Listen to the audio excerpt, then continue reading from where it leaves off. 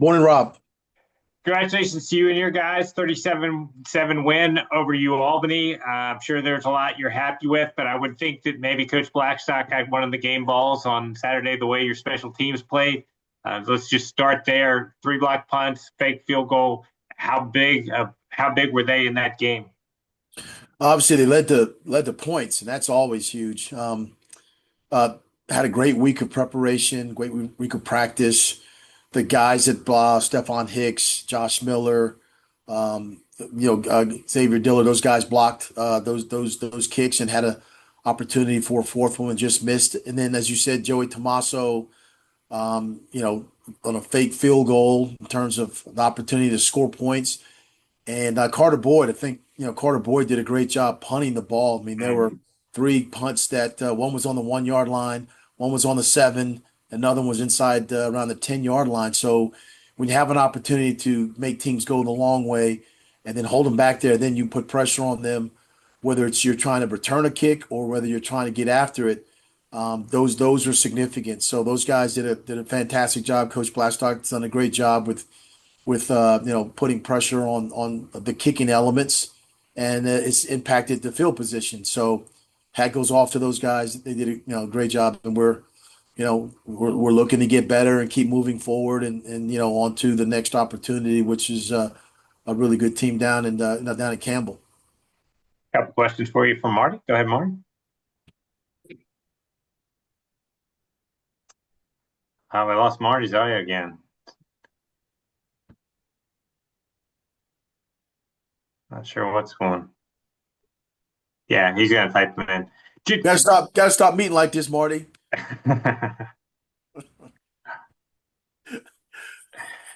Mike, just take us a little bit behind the scenes from a coaching standpoint.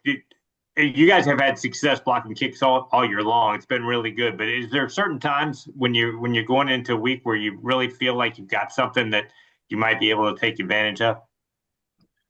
Well, I mean, all of us have tape and film, and Yeah. you watch the different things. You watch the whole operation time, from snapper to punter to, how many steps he takes to get rid of the ball and all those things. And everybody does that. But it's also, personnel too, how you personnel that, where you have guys coming up the middle, off the edge, those different things. And so we've gotten close a couple times, and then taking pride in the fact that Stefan has done a really good job of just timing up the snapping mechanics and all the things that we go through to see when they're gonna execute their play. And everybody has film, and you film study and stuff. So they take pride in that. We take pride in the opportunity to change the game. And like I said, I've been doing this for a while, and I don't think I've ever had three punts blocked that led to points, in a game. And then the kick, the punting element of where you down the ball was critically important. And so those elements kind of work together. I mean, there's been some times, that we've lost games that we didn't play well, and this has just happened to be one of those games where the elements were clicking. We played well. The kickoff, our kickoff guy Sam Braywood did a great job as well with the touchbacks. Had a true freshman on a punt return. So it's just all those things that worked and came together. We're going to need to continue to sustain that type of opportunities and ability and effort going down the stretch here. Question number one from Marty was that as complete a game as you've had this season?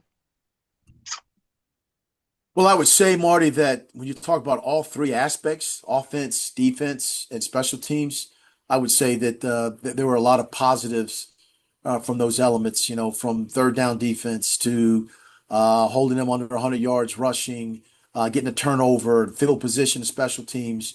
Our quarterback in Jackson Blee, I believe, had 10, 11 catches as a tight end, but we also threw the ball to some receivers. Tariq Sims running the ball and catching the ball coming out of the backfield. So I believe all the elements did work together, and the game was played commiserate to all three facets. And so that has been, that was one of the things that was glaring, that you saw people having a lot of success. Played a lot of players, a lot of young players, as we all know. Coaches on this call has talked about these true freshmen have a chance to play up to four games. And so you try to find that skill set and get them in in those opportunities. So we played some young players as well. Next question. Part of the reason the disparity between the home and away record, obviously, that you've had some of your top opponents have been road games. But DeMar's question about talk about why you've been so much better this season at Zabel Stadium. You know, that's a great question. Obviously, the familiarity of a lot of things that's important.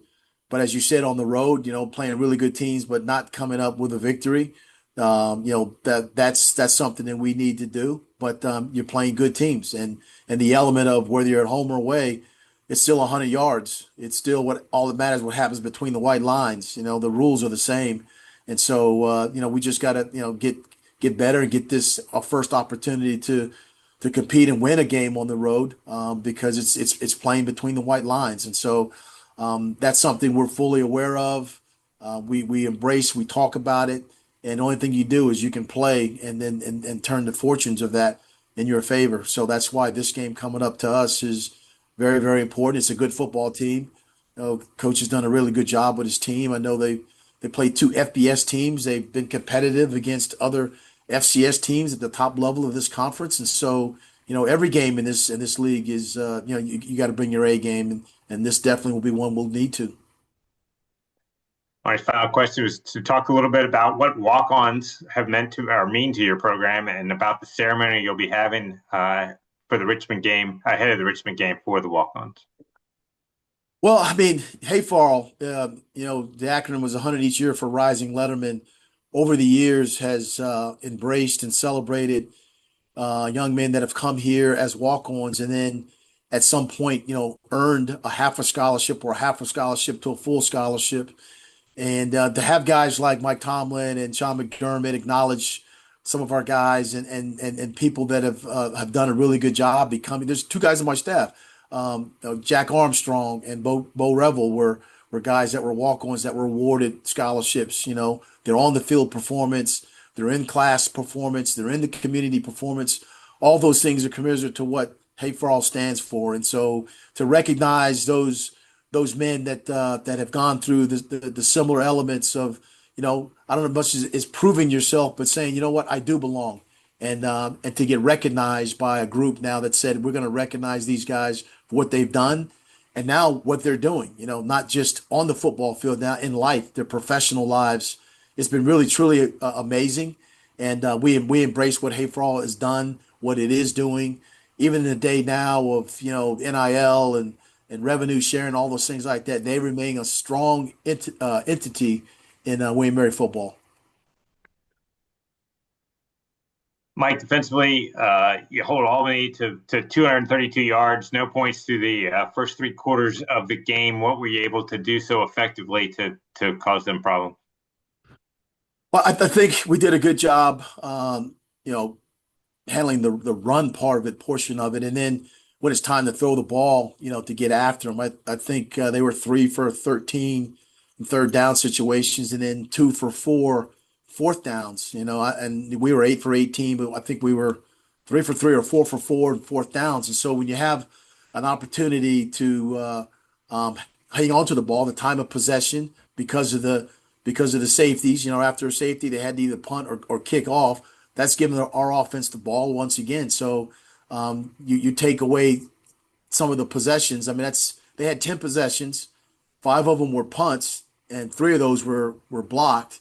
One was a missed field goal.